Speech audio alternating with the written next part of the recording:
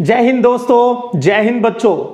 News analysis on current facts की series में आज का अपना टॉपिक है भारत में नेशनल पार्टियां।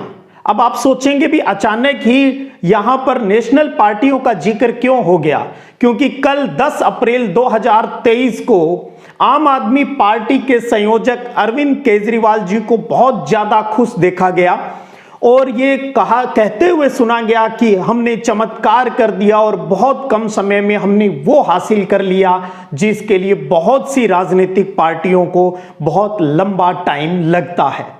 हाँ, आपने भी सुना होगा 10 अप्रैल 2023 को भारत के चुनाव आयोग ने एक नोटिफिकेशन जारी किया और आम आदमी पार्टी को राष्ट्रीय पार्टी का दर्जा दे दिया गया।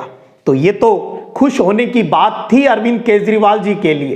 तो अब बात ये आ जाती है भी इस खुशी के साथ साथ एक राजनीतिक पार्टी खुश हो रही थी, चुनाव आयोग ने कुछ को नाराज भी कर दिया, उनको गम के अंदर डाल दिया। और वो 3 पार्टियां कौन सी? ममता बनर्जी की तृणमूल कांग्रेस और शरद पवार साहब की नेशनलिस्ट कांग्रेस पार्टी एनपीपी और साथ में भारतीय कम्युनिस्ट पार्टी सीपीआई। इन तीनों के मुंह लटक गए।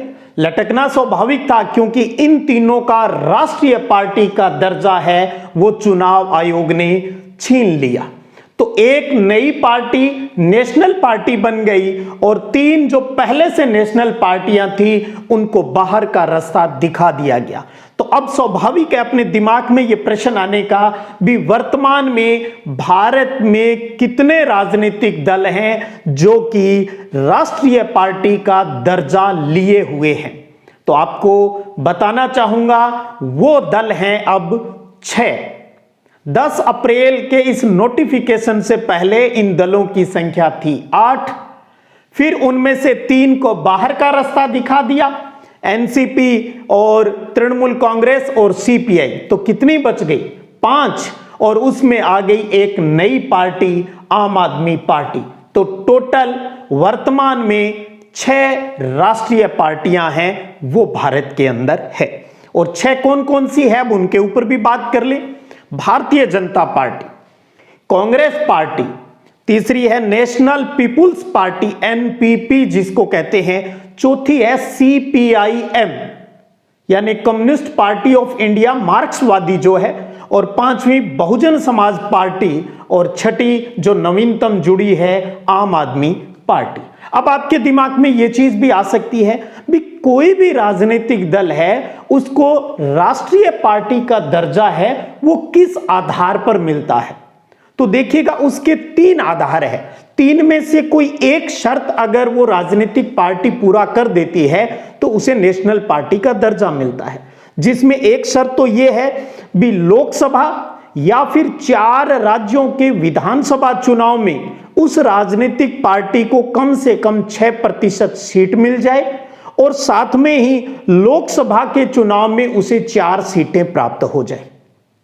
दूसरा यह था भी 3 राज्यों के अंदर लोकसभा चुनाव में उसे 2% सीट मिल जाए, भी 3 राज्यों में 2% लोकसभा की सीट मिल जाए।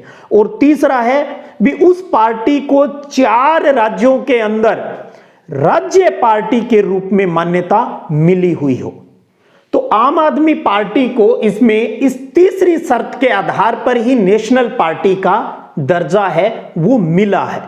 हुआ क्या, पिछले दिसंबर 2022 के अंदर गुजरात के अंदर विधानसभा के चुनाव हुए, तो वहां पर आम आदमी पार्टी को 13% वोट हासिल हुए और 5 विधानसभा की सीटें भी उसको प्राप्त हो गई।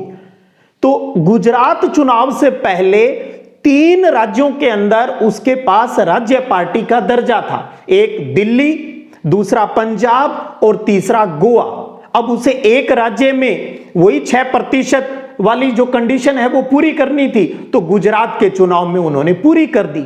तो 4 राज्यों में ये उसकी राज्य पार्टी का दर्जा हासिल होते ही चुनाव आयोग ने उसे राष्ट्रीय पार्टी का दर्जा है वो दे दिया। और अब जो उनका चुनाव चिन्ह है झाड़ू ब्रूम, अब उनका अपना एक परमानेंट पूरे भारत के लिए अपना सिंबल है, वो हो गया है।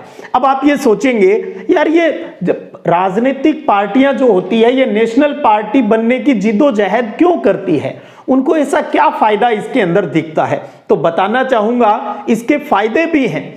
चुनाव आयोग की तरफ से दिल्ली में उन्हें अपना एक सेंट्रल ऑफिस बनाने के लिए या तो इलेक्शन कमीशन बिल्डिंग दे देता है या फिर जमीन उपलब्ध करवा देता है।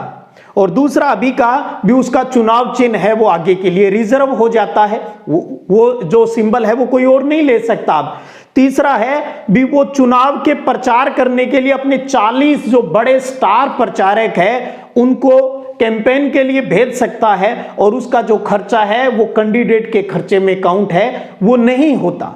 और इसके साथ साथ दूरदर्शन और आकाशवाणी पर भी अपनी पार्टी का प्रचार करने के लिए एक निर्धारित टाइम पीरियड है, वो भी उस नेशनल पार्टी को मिल जाता है। तो है ना फायदे की बात।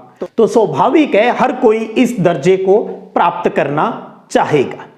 अब क्या हुआ, हालांकि गुजरात चुनाव के बाद में इसको राज्य पार्टी का दर्जा हासिल होना था और फिर नेशनल पार्टी का, लेकिन इलेक्शन कमीशन थोड़ा ढुलमुल रवैया है वो अपना रहा था। आम आदमी पार्टी के अरविंद केजरीवाल लगातार प्रयास कर रहे थे भी हमें जो कर्नाटक के अंदर अभी मई में चुनाव होने हैं उससे पहले नेशनल पार्टी का दर्जा मिल जाए और हमें भी वो फायदा मिल जाए जो एक नेशनल पार्टी को मिलना चाहिए। इसके लिए उन्होंने कोर्ट का भी रुख अपनाया था। इसी कड़ी के आधार पर ही फिर इलेक्शन कमीशन का ये नोटिफिकेशन आ गया और आज भारत के अंदर कितनी नेशनल पार्टियां हो गई है? 6। अच्छे से ध्यान रखिएगा, आगे चलकर आपको कॉम्पिटिटिव एग्जाम में ये चीज बहुत फायदेमंद रहने वाली है।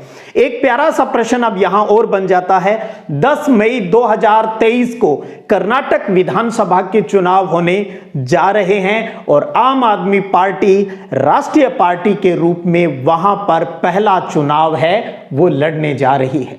आपको पता है चुनाव आयोग की स्थापना देश में जनवरी 1950 के अंदर हो गई थी और पहले जो चुनाव आयुक्त इलेक्शन कमिश्नर जो बनाए गए थे उनका नाम था सुकुमार सेन। अब मैं आपसे एक प्रश्न पूछता हूं, वर्तमान में भारत चुनाव आयोग के मुख्य चुनाव आयुक्त चीफ इलेक्शन कमिश्नर कौन है? कमेंट करके जरूर बताइएगा। तो इसी प्रकार आने वाले दिनों में जो करंट इश्यूज या फैक्ट्स की कोई भी बातें होगी तो वो भी हम साथ में शेयर किया करेंगे। चलिएगा फिर मिलते हैं एक नई इंफॉर्मेशन के साथ, तब तक जय हिंद, जय भारत।